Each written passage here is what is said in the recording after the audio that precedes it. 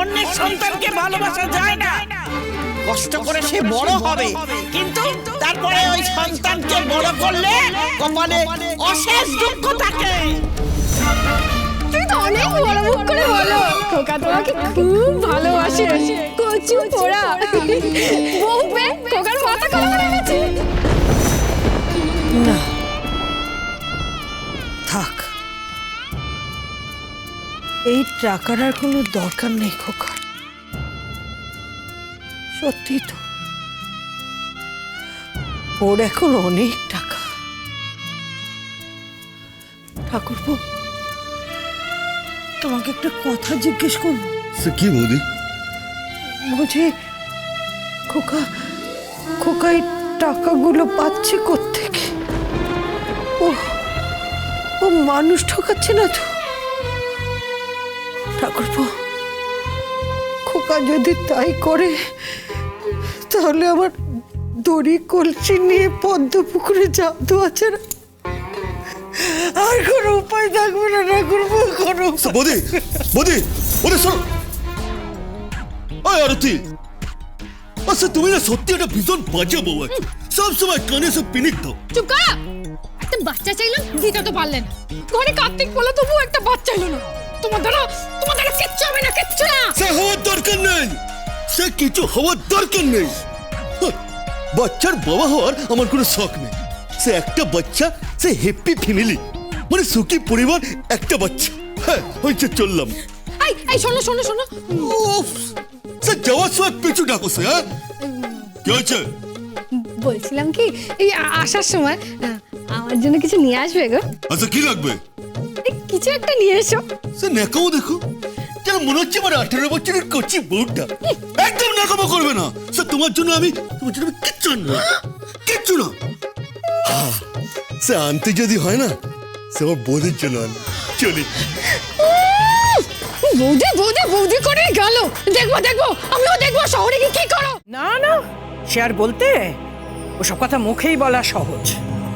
অনু তো খুব বলতো আমার মেয়েরা বাপের ঘরে বসে অন্ন ধ্বংস করছে, আর এখন ওর মেয়ে শ্বশুর বাড়িতে না গিয়ে এইখানে বাপের ঘাড়ে বসে অন্ন ধ্বংস করছে।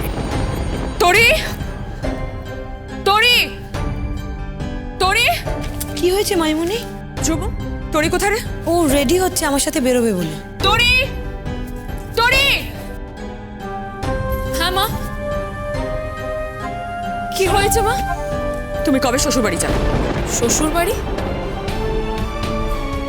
আমি শ্বশুর বাড়ি যাবো কেন? তুমি শ্বশুর বাড়ি যাবে, এখানে থাকবে না।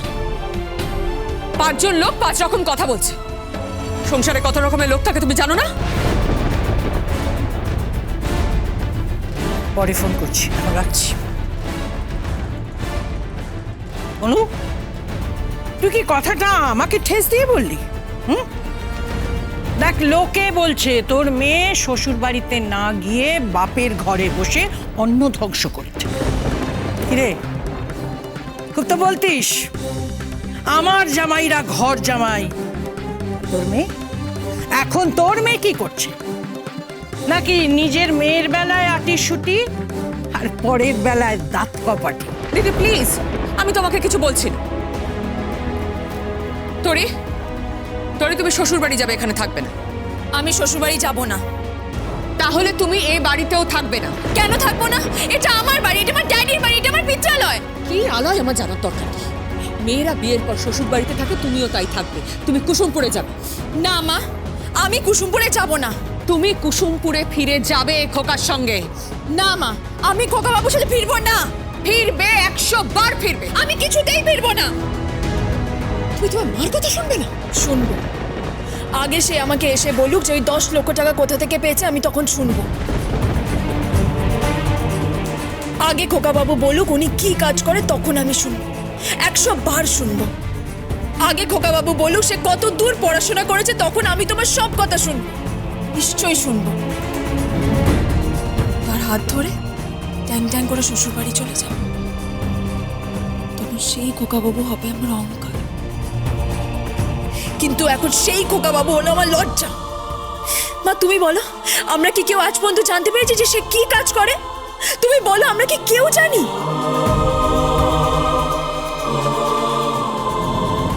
আর মা তুমি ভেবো না যে ড্যাডি আমাকে খোকা বাবুকে ডিভোর্স দিয়ে প্রীতকে বিয়ে করতে বলেছে বলে আমি আহ্লাদে আটকানো হয়ে গেছি। আমি প্রীতকে খুব খুশি হয়ে বিয়ে করতে যাচ্ছি।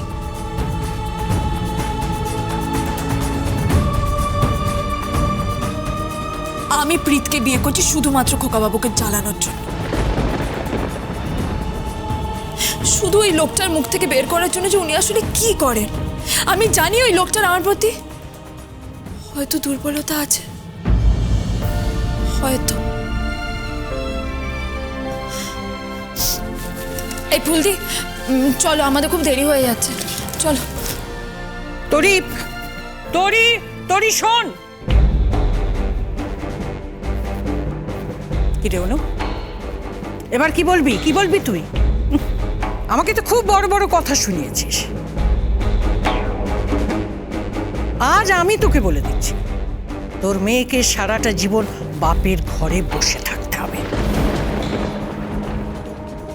শ্বশুর ঘরের সুখ ওর কপালে জুটবে না।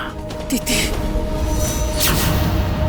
মা তুমি বলো, আমরা কি কেউ আজ পর্যন্ত জানতে পেরেছি যে সে কি কাজ করে? মামনি প্লিজ,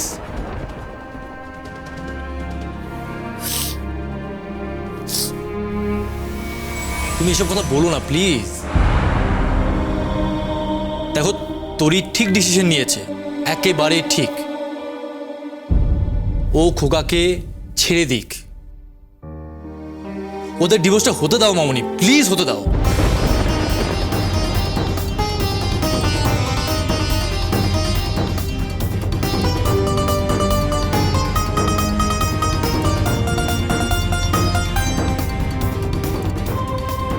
সত্যি তো, খোকা করে কি? উপার্জনই বাকি। এতগুলো টাকাও পেল কোথা থেকে? স্যার কি বিচিত্র শহরে কলকাতা। কেন কি হলো? আরে স্যার রাস্তা পার হবো কি করে? স্যার বাঁ দিকে যেতে গেলে ডান দিক থেকে গাড়ি আসছে, স্যার ডান দিকে যেতে গেলে স্যার বাঁ দিক থেকে গাড়ি আসছে। হ্যাঁ স্যার, আলো জ্বলছে, স্যার মনে হচ্ছে আমাদের গায়ে যেন জগদ্ধাত্রী পুজো হচ্ছে। ওটাকে কি বলে বলো তো? ওটাকে বলে সিঙ্গেল। সিঙ্গেল? হ্যাঁ, ট্রাফিক সিঙ্গেল।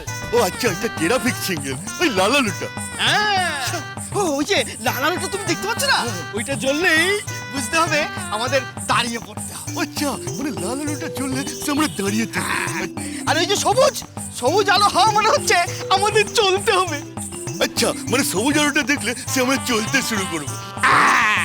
আর এই যে হলুদ, হলুদটা দেখতে পাচ্ছ না, ওই হলুদটা জ্বলা মানে হচ্ছে বুঝতে হবে যে এইবার আমাদের যাওয়ার জন্য তৈরি হতে হবে। আচ্ছা, মানে হলুদটা জ্বললে আমাদের প্রস্তুত হতে হবে। আচ্ছা আচ্ছা, ঠিক আছে, এটাই হলো নিয়ম। লাল কি হলো প্রেসিডেন্ট? লাল কি লাল? সিঙ্গেল।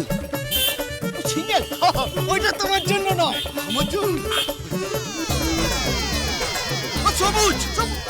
এই প্রেসিডেন্ট, প্রেসিডেন্ট, এই প্রেসিডেন্ট কি হচ্ছে?